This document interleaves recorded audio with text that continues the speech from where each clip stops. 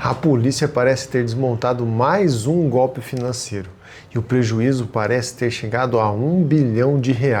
E o mais assustador é que a promessa deles parecia muito razoável para muita gente. Se você acha que só quem é ultra ganancioso se envolve com esquemas financeiros, os próximos minutos vão te mostrar que você está muito enganado. Diferente daqueles golpes escancarados que prometem rendimentos de 10% ao dia no robô do Pix, esse aparente esquema financeiro prometia rendimento razoável de 2% ao mês apenas. Ainda mais quando a gente pensa que uma taxa Selic está sendo anunciada pelo governo a 14% ao ano. Mas é justamente na razoabilidade dessa promessa que estava a armadilha. No vídeo de hoje eu vou te mostrar como a promessa de ganho fácil, sem risco e constante pode te fazer sair de um investimento de verdade e cair numa armadilha financeira. E fica comigo até o final, que no final do vídeo eu vou te passar algumas dicas bem simples que vão evitar que você coloque o seu dinheiro em risco à toa. Para entender o tamanho da ilusão que eles estavam vendendo, nós temos que pensar que a taxa Selic rende algo em torno de 1% ao mês, que convertido para uma taxa anual dá os 14,25% que o governo anuncia para a compra do Tesouro Selic. E esse é o rendimento do título do governo, ou seja, é o título com menor risco que existe no mercado, porque o governo, como tem a impressora de dinheiro, ele poderia, em tese, mandar imprimir dinheiro para garantir a dívida que ele tem com a população e com os investidores. Os CDBs, que são emitidos por bancos, ou seja, instituições financeiras regulamentadas, têm um rendimento um pouquinho acima do Tesouro Selic. E eles possuem garantia por um fundo, o FGC, ou seja, em caso de perda de dinheiro, o FGC te devolve o dinheiro. Então esses são os rendimentos com menor risco no mercado financeiro brasileiro. Os 2% ao mês que a NASCAR prometia aos seus investidores somam numa rentabilidade anual 26% ao ano. O mega investidor Warren Buffett, ele que ficou bilionário com seus investimentos, assumindo riscos gigantescos no mercado financeiro, ele tinha uma rentabilidade média de 20% ao ano. Isso assumindo riscos gigantescos, ou seja, colocando todo o dinheiro dele na renda variável, que sobe muito, mas também cai, despenca, tem crises financeiras, etc. E é esse o ponto que separa o que é investimento daquilo que é golpe.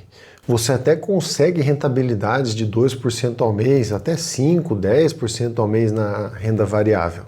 Só que você assume riscos e essa rentabilidade vem com volatilidade, o que significa que em um mês você rende 10, no outro você rende 0, em outros você tem um rendimento negativo. A promessa de rentabilidade da renda variável com a garantia que você só conseguiria na renda fixa é a assinatura de que você está presente, no mínimo, diante de alguma coisa suspeita ou se não até de um golpe financeiro. Não existe tática mirabolante, não existe algoritmo, não existe fórmula ou robô que elimine essa lei básica do sistema financeiro. Para você ter maior rentabilidade, você tem que necessariamente assumir mais riscos.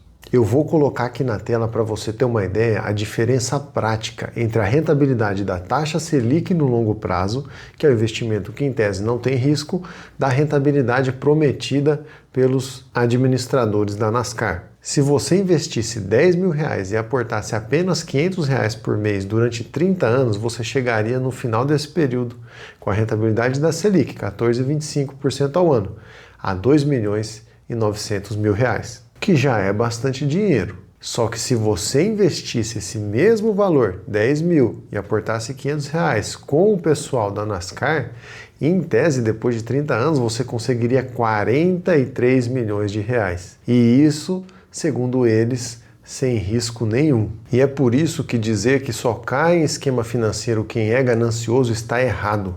Porque quem entrou nesse esquema de 2% ao mês não é ganancioso.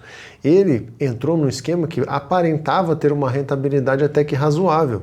É um empresário, um médico, um advogado, uma pessoa bem-sucedida que colocou o seu dinheiro suado lá, fruto do seu trabalho, para ter uma rentabilidade um pouco acima do mercado. Eles caíram também porque havia uma fantasia de sofisticação. Eles tinham escritórios bonitos, assinavam contratos e eram recomendados pelos amigos das pessoas que acabavam caindo.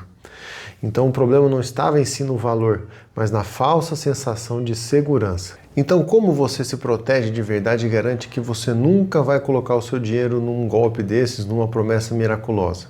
Sempre que te oferecerem uma oportunidade, você passa ela por esses 3 filtros que eu vou falar agora. O primeiro deles é: verifique se a entidade que está oferecendo essa oportunidade para você está registrada na CVM no Banco Central. Isso não exclui a possibilidade de fraudes, mas é um filtro muito importante porque as instituições que podem realmente cuidar do dinheiro de terceiros estão necessariamente registradas perante a CVM e perante o Banco Central. O segundo seria o filtro da incompatibilidade. Se alguém está te colocando um rendimento de renda variável e apresentando o investimento como livre de risco, existe uma incompatibilidade lógica naquilo que a pessoa está falando. Se ela está te oferecendo algo muito acima ou até um pouco mais incompatível com a taxa da Selic, você já pode acender um alerta e falar: olha, hoje não, muito obrigado, né? Vamos para a próxima, e garantir a proteção do seu dinheiro principal, que é mais importante para o longo prazo do que a rentabilidade um pouquinho mais alta. Terceiro ponto, filtro da custódia. O que isso significa? O seu dinheiro tem que ficar numa conta vinculada ao seu CPF e ao seu nome. Quando você abre uma conta no banco, a conta que você abriu lá, ela não fica no nome do banco, no CNPJ dela. Você faz as transferências todas para o seu nome, para o seu CPF. O banco, por exemplo, presta apenas o serviço de te fornecer o acesso àquela conta, mas a conta é sua. Então o filtro da custódia é muito importante. Não deixe o seu dinheiro na conta da instituição, não deixe seu dinheiro na conta do sócio da instituição. Pior ainda, né? A história da NASCAR deixa uma lição muito importante para a gente. O maior risco do mercado financeiro não é a oscilação da bolsa. Eu fiz um vídeo, inclusive, falando que ao longo da história, quando nós tivemos crise, a bolsa normalmente se recuperou. O maior risco do mercado financeiro, como a gente viu, é a promessa de alta rentabilidade com baixo risco. É aí que normalmente estão escondidos os golpes. Você conhece alguma outra história? Já ouviu falar de alguma outra pirâmide financeira? Deixa aí nos comentários. Vamos conversar. Se você gostou do conteúdo, se foi interessante, te ajudou de alguma forma, se inscreva no canal e deixa o like nesse vídeo. Muito obrigado, um abraço. Tchau, tchau.